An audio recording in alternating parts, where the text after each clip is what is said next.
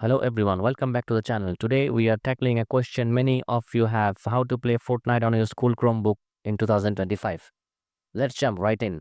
First things first, open up your Chromebook browser and head over to the official Fortnite website. Once you're there, scroll down the page until you see the in-game collection sections. From the options presented, select any of the Battle Royale games.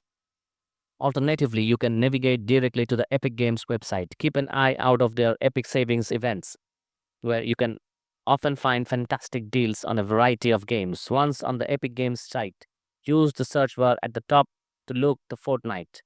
When it appears in the drop-down menu, go ahead and select it. You'll then be prompted to provide your date of birth to proceed.